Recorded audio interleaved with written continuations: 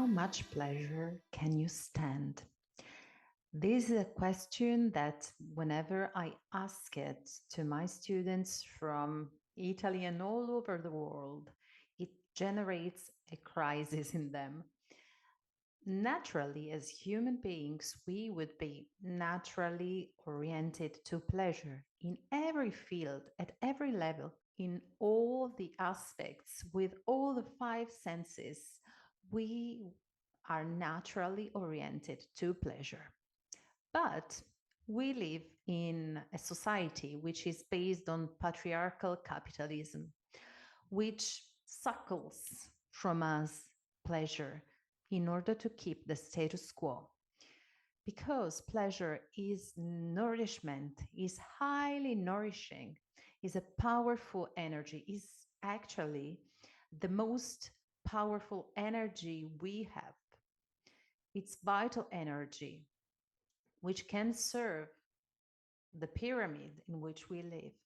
So, the patriarchal capitalistic society daily steals pleasure from our lives through what I call the stealing of time and soul, of which I profusely talked in my book, Aphrodite Unveiled, Introduction to the Great Goddess Mysteries, which for now is just in Italian, but I hope it will be translated also in English language, also because it was among the best sellers here in Italy.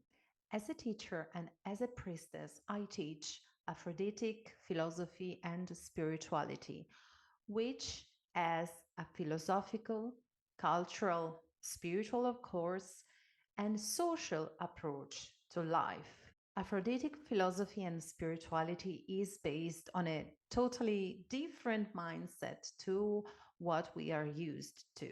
Aphroditic philosophy and spirituality is based on a totally different mindset compared to what we are used to. It's a life philosophy and spirituality based on Aphrodite's archetype. And at the same time, it is much, much more than an archetype.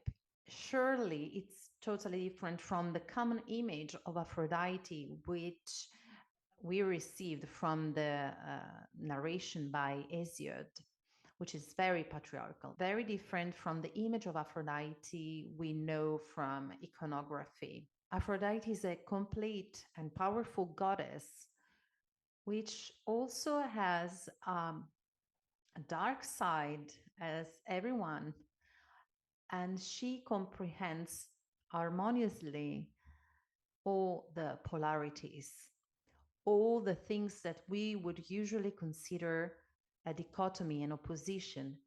She makes all the polarities dance and make love.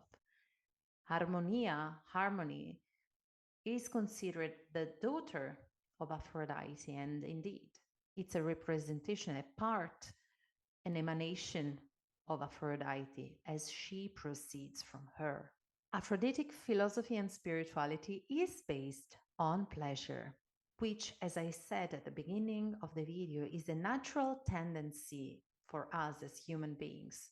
We would naturally be oriented to pleasure, but in this patriarchal capitalistic society in which we live, we have gone through 5,000 years at least of patriarchal mindset, which glorified suffering and sacrifice, when for 3 million years we adored goddess and glorified pleasure. Pleasure was sacred. So my proposal as a teacher and a priestess in Aphroditic philosophy and spirituality is to reintegrate the sacredness of pleasure. And this is the key for personal and collective and social healing. People from all over Italy and all over the world usually ask me to help them in their quest for pleasure in the most different fields. They usually ask me to help them find pleasure through or in Aphroditic spirituality or spirituality in general. Aphroditic spirituality is very peculiar because it's a grounded spirituality, a bodily spirituality, flesh and blood spirituality, a feminist spirituality, a spirituality based on the sacredness of the body and of sexuality. And in asking me to guide them to rediscover pleasure in spirituality, I help them working with magic, with ancient practices from Proto European tradition, sharing this magic, this spiritual pleasure with a worldwide community. And this responds to the human need and the human right for sacredness. Because sacredness gives us the sense of life. Being able to live without sacredness and without a spiritual approach to life, it's just an illusion and it's very, very dangerous. As human beings, we desperately need to reclaim a spiritual approach to life. And the spirituality I propose is Aphroditic spirituality, which is completely different from the patriarchal spiritualities that are around. And it's based on pleasure, beauty, harmony, and sacredness of sexuality. Other people ask me to help them to reclaim pleasure in the field of sexuality. As the French feminist and psychologist Ginette Paris writes in her books, we live in a society with a very, very terrible wound about spirituality because, from one hand, there is a taboo on spirituality. So we come from patriarchal religions that consider sexuality as something to feel guilty for, and pleasure in general, of course. On the other hand, pornography is the other side of the wound in which spirituality is desacralized. So any sacredness is taken away, and the naked body, the sensual body, is thrown like an object, and it's used to sell whatever, even pizza. So these two aspects, pornography and taboo, are the two sides of an unhealthy approach to sexuality. While sexuality in Aphroditic philosophy and spirituality, as I teach, is sacred, it's the strength, the force that moves the sun and the other stars, as the great ancient Italian poet Dante Alighieri wrote in his marvelous masterpieces. We, as human beings in our bodies, are here on this physical world thanks to the sacredness of sexuality, thanks to the Aphroditic principle of attraction that makes two people meet.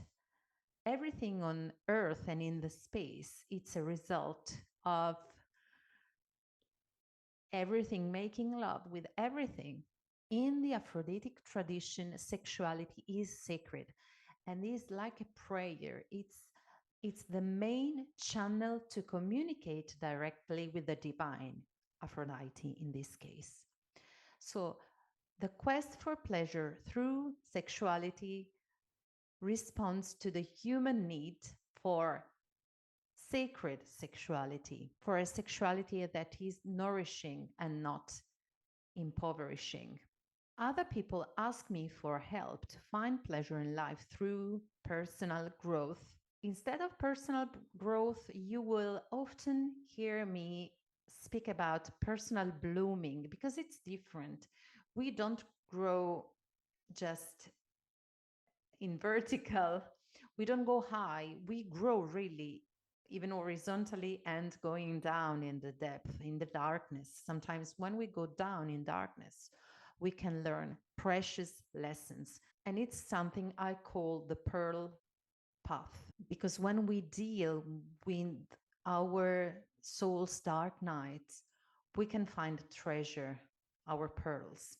I also talk about personal blooming because I really believe that each one of us is a peculiar and unique seed, and we have the task in our life to remember which seed we are, Sat Nam in the yoga tradition, and to blossom for the flower we are, not for the flower somebody else wants us to blossom.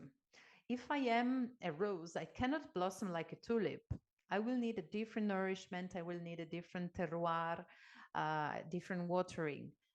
And it's crazy to feed every person with the same nourishment. Everyone is a flower, and we have to discover which flower we are, which seed we are, and to blossom.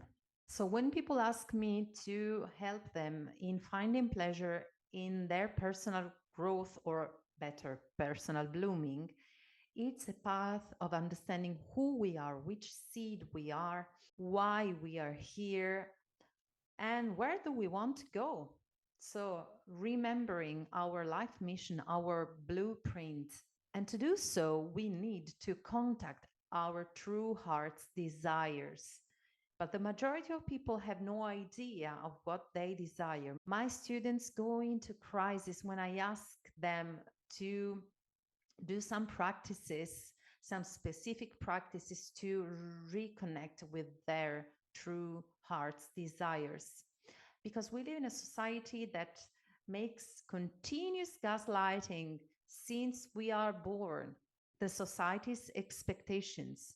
So, especially in the Western world, we are grown up not to understand how we can express fully our potential and bloom for who we are, but to develop the qualities that are functional for the capitalistic society at the cost of our happiness and pleasure. So, as I said at the beginning of the video, this is the reason why the pleasure it's taken away from us and goes nourishing the patriarchal capitalistic society. And this is the process that happens continuously and daily, detaching our soul from our bodies, detaching our consciousness from our desires, detaching ourselves from our life force, which is nourished by pleasure.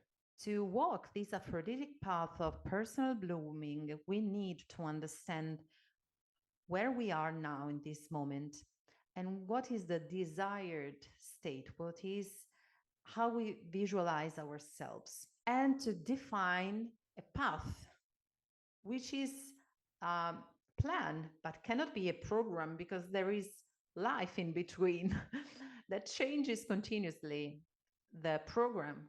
An important, very important sign of all these are relationships. In Aphroditic philosophy and spirituality, everything is relationship.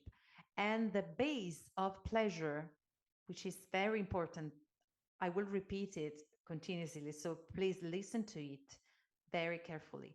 The base for pleasure and happiness are the relationships. So we need to learn how to make love with life, like Aphrodite teaches us, in order to have a loving and pleasurable relationship with our body, with pleasure in general, with our partner, with our friends, with our colleagues, with our boss, a pleasurable and nourishing relationship with food, with Mother Nature, with other people, with our soul, ultimately by nourishing all the relationships which are significant for us and bringing harmony, Aphroditic harmony, into every relationship, we can have a nourishing and healthy relationship with ourselves and the goddess Aphrodite within and around us. Everything is relationship, and everything is in relationship. Sex, health, work, success, empowerment, wealth, everything. Other people ask me for help when they want to find pleasure in their jobs, in their works and business as entrepreneurs. I am a priestess of Aphrodite and sacred sexuality. I'm a teacher, founder of the Tempio della Grande Dea, Temple of the Great Goddess in Rome. And I'm also an entrepreneur because I have to take into account many, many things to make everything work. And I know a lot about following dreams and fulfilling them.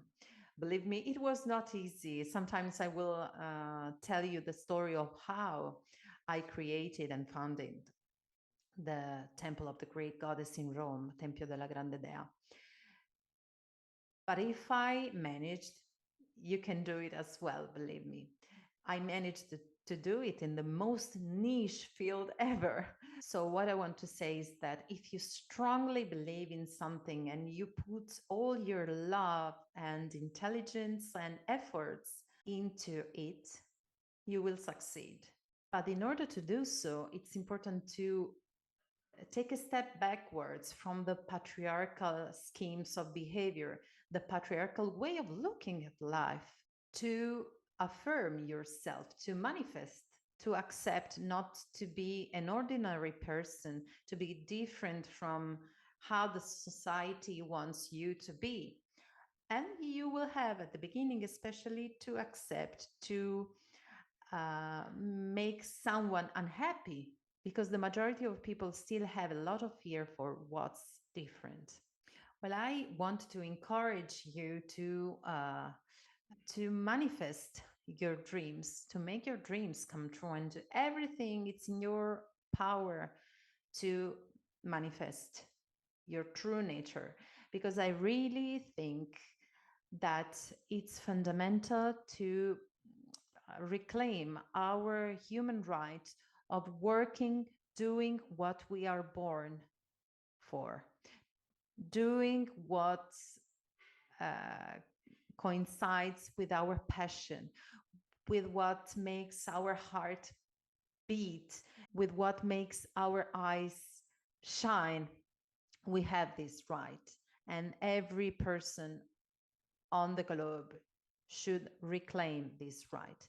This is why I teach the path to become priest or priestess of Aphrodite and sacred sexuality all over Italy and all over the world, because I really believe this is a human right, not only to live in pleasure, to live a life of pleasure, but also to help other people to do so. And this is the most beautiful job ever. This is not just a job, it's a life mission. So, this is something I wake up every day with, thanking Goddess and thanking myself for having chosen this path. Even if at the beginning it was difficult, nowadays I can say I teach the most amazing people from all over the world, the most beautiful teachings with which we can live our life, which is Aphroditic philosophy and spirituality. This happened through the normalization of what was absolutely out of the boundaries of acceptation for patriarchal capitalistic society. I insisted and insisted. I put all my passion and professionality into my teachings. And now the Aphroditic philosophy and spirituality is mentioned by the best universities of Italy and of the world, such as Oxford University, which recently spoke about my teachings about Aphrodite in the training to become priestesses and priests of Aphrodite. So, my mission, the promise I made to myself and Goddess Aphrodite, which is everything, all that is, it's the society. When I talk about Goddess Aphrodite, please don't imagine like the god up in the sky. She's the society, the people around me, people of my family, the tree, which is near the temple. She's everything that is. So I made this promise that I would have helped everyone who ask me for help to blossom for who they truly are and live an Aphroditic life of sacred sexuality, which is the energy that is around that makes the world move and evolve. So when I talk about sacred sexuality, I don't speak just about sexual intercourse, but a pleasurable, sensuous, sexual approach to life. I mean, making love with life. So before we say goodbye, I want to suggest you a very special practice. It's easy, but it's very deep at the same time. I propose you to measure your level of satisfaction and pleasure. So take some time, light Aphrodite's flame if you have it, or a candle. Light your favorite incense. Put some music which helps you to expand your consciousness. Dim the lights and contemplate on these questions. What is the level of satisfaction for me in my relationship with spirituality?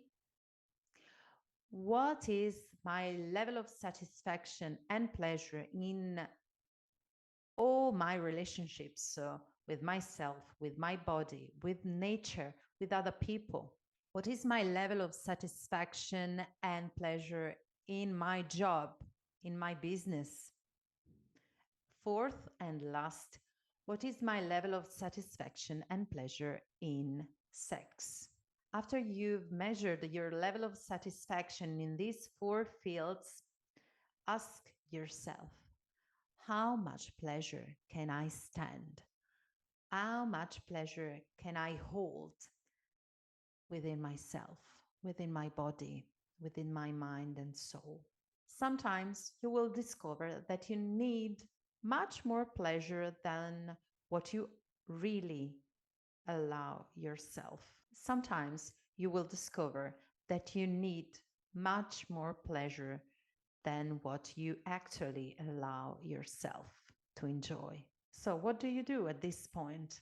Little by little, you will have to deconstruct the false beliefs, the negative beliefs that prevent you from enjoying pleasure in every field of your life and in these four main areas, which are spirituality, relationships, job, business, and sex.